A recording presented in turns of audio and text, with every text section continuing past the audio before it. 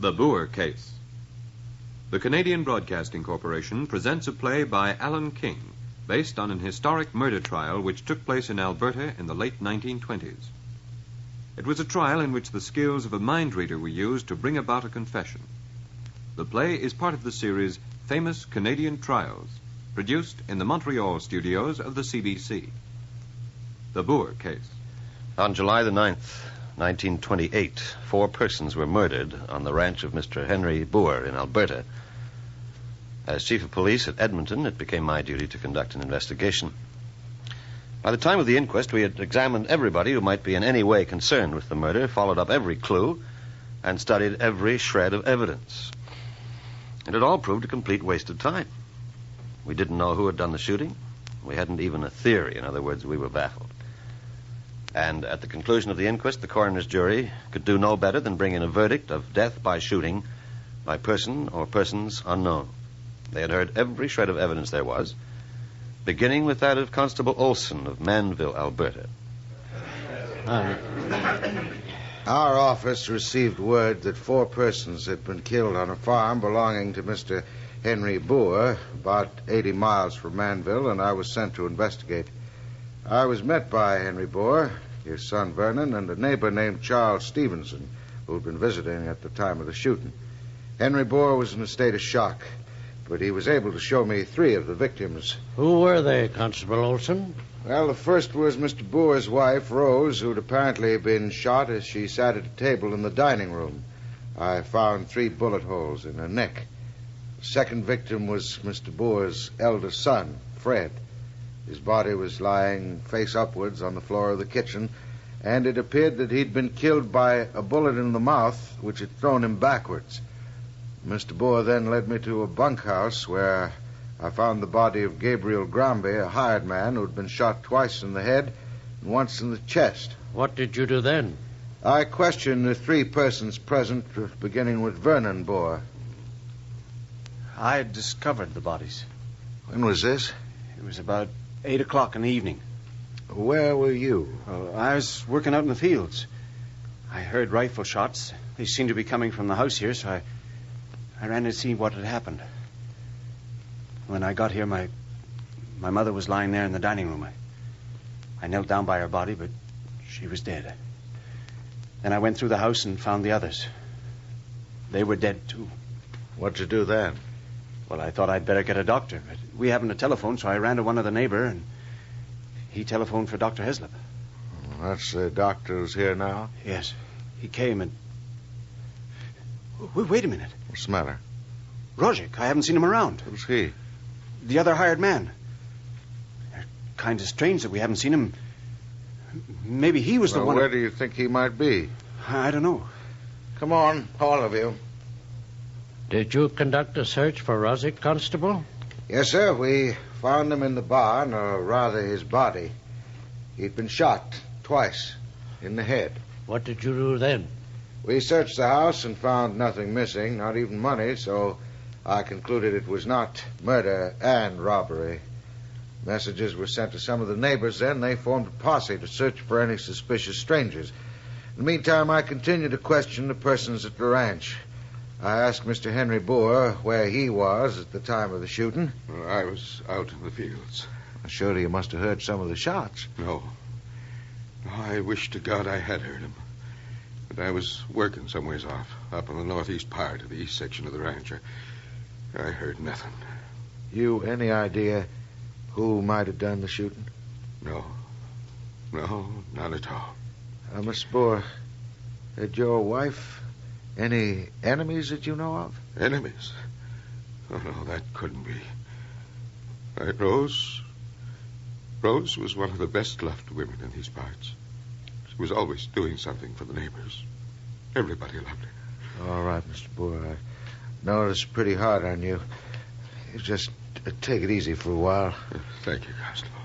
Mr. Stevenson. Charles Stevenson, is it? Yes. Your neighbor, is that right? Yeah. Well, now, how did you happen to be on the Booher Ranch at the time? Well, Henry asked me to come over. He had a new farm equipment catalog. He wanted me to have a look at it and see what I thought about going in with him to buy a new harvester. There's That's right, Constable. That's quite right. Then what did you do, Constable? Well, about that time, Dr. Heslop had finished his examination, so I asked him to take Henry Booher, Vernon, and Charles Stevenson over to Mr. Stevenson's place to see that they stayed there. Then I sent a message to Edmonton Police Headquarters, and they sent down Detective Leslie and Inspector Longacre. And they took over, did they? Yes, sir. Thank you, Constable. Longacre and Leslie were my men. I sent them down figuring they could clean up the case without me. A few days later, Leslie sent in his report, which was just about the same as the evidence he gave at the inquest. We tested the entire house for fingerprints. Found a great many. Were you able to determine whose they were, Mr. Leslie? Yes, sir. They all belonged either to members of the Booher family or to the hired hands. What other investigations did you make? Well, first of all, we searched for either a revolver or a rifle, but we were unable to find one anywhere. And the strangest thing of all was that not only were there no shells, there were no bullets to be found either. You mean that the bullets that had killed the victims were not there? That's right, sir. The killer must have gone over the house carefully and picked up every bullet and shell that had been fired. At least all except one. We did find one. And where was that? Well, it was lying in some dirty water in a dishpan. We couldn't determine how it got there, but obviously the murderer overlooked it. It was hard to see. Can you say what kind of a bullet it was? Yes, sir. It had been fired from a .303 rifle. We tested it for fingerprints, but there weren't any. We made a new search for the rifle it might have been fired from, but all we found was an old shotgun and a .22, and they obviously hadn't been fired recently. No .303? No, sir. When we found the bullet, we asked if anyone owned a .303. Mr. Stevenson said he did. That is Charles Stevenson, the neighbor who was there? Yes, sir. Well, when he told me that, I asked him where the rifle was, but he said it was missing. I asked him to explain, and he said that while he had been in church the previous Sunday, the rifle had disappeared from his house. And then you continued your investigations, did you? Yes, sir, as far as I could. We were unable to find any further evidence that pointed in any way to the three persons who were on the farm that day. Mr. Booher Sr., Vernon Booher, or Charles Stevenson. And finally, Inspector Longacre and I went back to Edmonton, made our report to Chief Gear. Very well. Thank you, Detective Leslie. Yes, sir. Call Dr. Heslop. Dr. Heslop described what he had found, the nature of the wounds and so on, and was pretty well able to fix the various times of death. Mrs. Booher appears to have been the first victim. She was shot at the table where she was sitting cleaning strawberries. Her son Fred was killed next, probably when he started towards the dining room after hearing the shots. And the two hired men, Rossett and Crombie, were they killed at the same time, Doctor? No. As far as I could estimate, Rossick was killed about half an hour after the other two, and Crombie about 2 hours later. This would agree with the evidence already given by some of the neighbors who say they heard shots about those times. That is to say, about 6, 6:30, and 8 o'clock. Thank you, Doctor. The trouble was that none of the neighbors who heard the shots paid any attention to them. There was usually someone out hunting, and the sound of shooting was quite common. After Dr. Heslop gave his evidence and was followed by some of the neighbors, Vernon Booher was called to the stand. Mr. Booher, you heard the evidence of Robert Scott, did you? Yes, sir. He stated that he had driven down the road which passes your ranch about 6:30, and that he stopped to talk to you. Is that correct? Yes, sir. We were talking about various things, and then Roger came up and asked me what other chores were to be done that evening. And what did you tell him? I told him to go over the barn and feed the pigs. What have you to say about hearing any shots? Well, I think I did hear some shots about 8 o'clock, but I didn't pay any attention to them. I thought maybe it was a tractor backfiring or someone shooting at a fox, maybe Charlie Stevenson. You didn't trouble to find out what they were? No, sir. On the farm, you hear shooting all the time. Yes. All right, Mr. Booher. Call Charles Stevenson. Mr. Stevenson, you told the police, I believe, that you had a .303 rifle. Yes, sir. But it disappeared. Yes, sir. I don't know what happened, except that it must have been stolen. Have you any idea when? Well, like I told the police, I figure it was taken on the Sunday before the shooting, while I was in church. I know it was there when I put on my church clothes, and it was missing when I came home and took them off. Did you report it? No, sir. Why not? because I thought someone might have just borrowed it. Borrowed it? Yes, sir. If I needed a gun, I wouldn't think twice about borrowing a friend's. It's the custom around here. Then the coroner asked Henry Booher and Vernon Booher where they were on that particular Sunday, and they both said they were in church and that they didn't know anything about Stevenson's rifle. And that's about all the evidence there was. The coroner's jury went out and deliberated, and the best they could do was to come back with the verdict that it was murder by a person or persons unknown. And I tell you, it didn't make us policemen feel very good. The shooting of 4 people like that on a farm shouldn't have been so hard to solve. It wasn't as if the murderer could get lost among thousands of people the way he could in a city. But there it was. There was nothing else we could do. Nothing in reason, that is.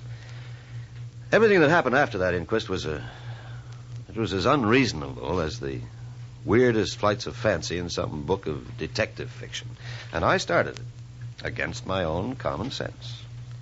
All during that inquest, there was a man sitting there that I had persuaded to stop off on his way to the Arctic to study the mentality of the Eskimos. His name was Dr. Maximilian Langsner, originally from Vienna. And I heard about him because of something he did in Vancouver. The local press had played him up because of the way he'd solved a jewel robbery there. And I read an interview he gave. I hear there is a robbery. The police have a suspect, but no jewels. I go to the police and I say that I, Langsner, can find the jewels. Only because they are in despair, they listen to me. I say, place me in the cell with the suspect and I will tell you. So in the cell for a half an hour I am. I say nothing. I come out. I say to the police, the jewels are hidden behind a picture in a room with yellow walls. They say, we have searched twice the room with yellow walls. It is the room of the girlfriend of the suspect. There is nothing. How do you know there is such a room? I say to them, never mind. Search. So they search, and behind the picture, they find the jewels under the wallpaper. Well, I'm a policeman. I don't believe in amateurs meddling in our work, but we hadn't made much of a job of the Booher murders. And when I read about this fellow finding the jewels in Vancouver, I wrote to him and invited him to come and have a crack at our mystery. He arrived in Edmonton the day of the inquest, and Detective Leslie met him at the station and drove him to where the inquest was being held. Do you mind me asking you how you solved that job in Vancouver, Doctor? You're not the only one who asks. I solve it by telepathy. Telepathy? Yeah. If I am in contact with another person, I can read his thoughts. But how do you do that? I don't know. Some people have the power, some have not. I call it brainwaves. I am a student of the mind. I was on my way to study the minds of the Eskimos when your chief wrote to me. Well, I hope you can do a better job than we did, Doctor. We shall see.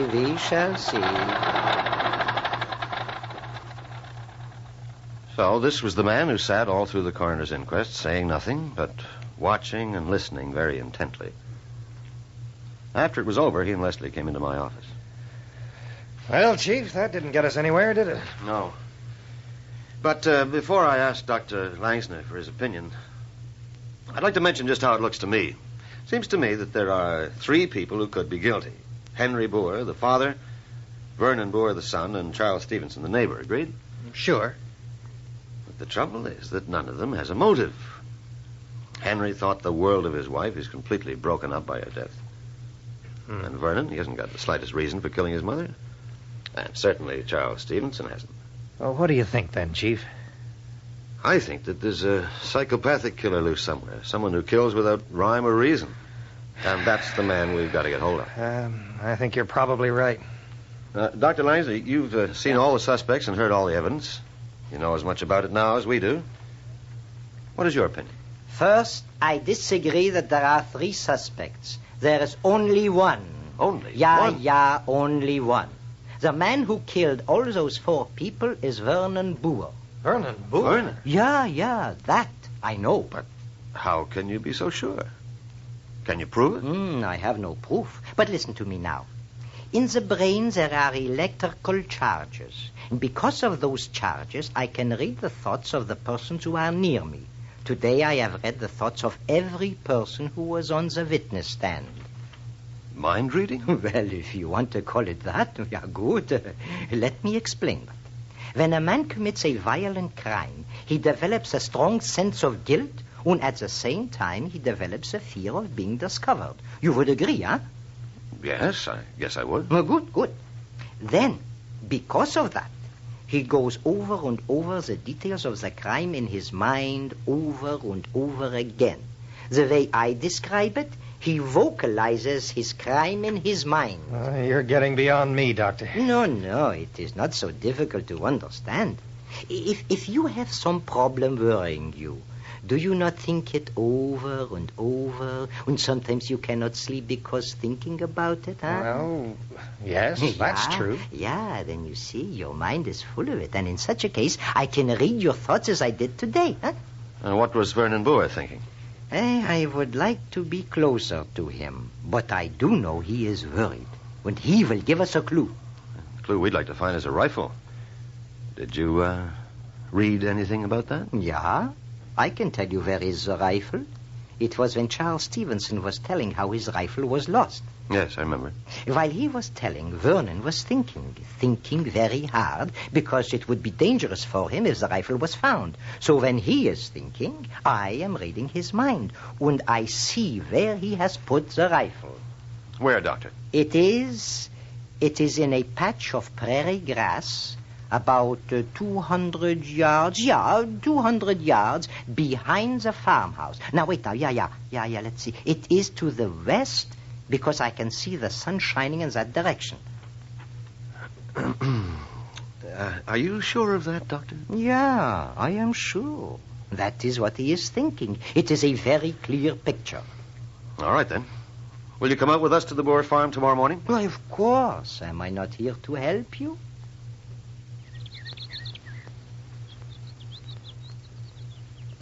What's he doing? Just seems to be walking back and forth, back of the house there, like a guy in a trance. Funny-looking duck, isn't he, Chief? I don't care if he looks like a man from Mars, so long as he can clear this murder up. Yeah. Looks like all the comic Viennese professors you ever heard of. Long white hair. The accent. Yeah, wait, I think he wants it. Mr. Leslie, will you come here, please? Yeah. Sure, Professor. Looks like he's found something. I hope so. You found something, Doctor? I think so. Stand here now by this tree with me. Okay. Now what? Now, in this direction where I point, you walk 10 steps straight ahead, please. This way? Yeah. Now walk. Okay. 1. You really think you know where the rifle is, Doctor? We will see. 7, 8, 9. Hey, Chief. Here it is. Here, look. It was lying in the grass. Yeah, where I saw it in his mind. Doctor, I've got to hand it to you. Come on, we'll get back to town and get that identified. Well, Doctor, that's it, all right. Stevenson identifies it as his rifle. But there aren't any fingerprints on it. Oh, of course not. Vernon Booher wiped them off. When he was on the witness stand, he was thinking, I remember. He was thinking he was so glad he had done so. Doctor, you're a wonder. You certainly are. But, well, there still isn't direct evidence against Vernon. Yes, but it's something. I think it's enough to hold him as a material witness. Best we can do at the moment. Have him brought in, will you, and we'll keep him here in custody. All right, Chief. But what happens then? We can't keep him locked up indefinitely. Please, may I suggest? Please do, Doctor. When you have him in the jail, permit me to be in his cell, too. Or close to it. In the next one, perhaps, yeah? What good will that do? If I am close to him, I can read his brainwaves. All right, Doctor, but I need evidence. Brainwaves aren't evidence I can take into court. Yeah, I know. But please, let me try, yeah? Then there will come perhaps some information. After the way you found that gun, I'm willing to try anything. Let's see, how would it be if you sat right outside the cell and we'll make sure there'll be no noise or interruption? Good. That will be all right. So that's what we arranged. We put Vernon Booher in the cell, and Dr. Langsner sat right outside the bars where he could see Vernon and Vernon could see him. He was there for an hour. It was a very strange session. The doc never said a word, just sat there smiling. But Vernon did his best to start a conversation. What are you doing there? Gee, deaf or something? What's the idea? Just sitting, staring at me. Look, I don't know who you are, but maybe you know something about why I'm here. They got nothing on me. What'd they lock me up? It gives me the creeps. Well, you just sit there, smiling, saying nothing. Oh, wait a minute. Didn't I see you at the inquest? Sure I did. I couldn't miss you with that long white hair of yours. Come on now. Tell me what you're doing. What do you want? Well, okay, keep your mouth shut then. I might as well shut up myself. I'm wasting my time with you. And the rest of the hour went by in silence. Doctor just sitting there. Vernon finally sitting on his bunk with his back turned. Just silence. And then Dr. Langsner got up, smiled, and said goodbye, and came into my office. Well, Doctor, how did you make out? Did you get anything? Yeah. I can tell you now for sure. Vernon Booher is guilty. You're sure of that? Yeah. But, why did he do it? Do you know that? Not exactly. But I can tell you this. He hated his mother, and that is why he killed her. Hated her? Yeah. But I cannot tell yet why. And he is not sorry for killing her. When he went into the dining room to kill her, she was sitting there at the table, and she spoke to him without turning around. This somehow startled him. He became very angry, and he shot her 3 times. It's incredible. But what about his brother? He is sorry for that. But he could not help it. His brother came to the door when he heard the shots. When Vernon killed him, so he would not tell what Vernon had done. I see. But what about the hired men? Rosick and Crombie, they didn't know what had happened. No, they did not know. But after the shooting, Vernon must hide the gun, no? So he goes out to the fields to find a place to hide it. And he is afraid that Rosick is watching him, so he kills him too. And Crombie? He is sad about that too. See, he likes Crombie, but he thinks for a long time, and he believes there is a danger from him. So after 2 hours, he looks for him and kills him too. So all witnesses are dead, you see. Well, it makes sense. That may very well be true, but how are we going to prove it? I think there is a way. You see, Vernon Booher is afraid of some woman. You should find her. What woman? What's she got to do with it? This is what I read from Vernon's mind.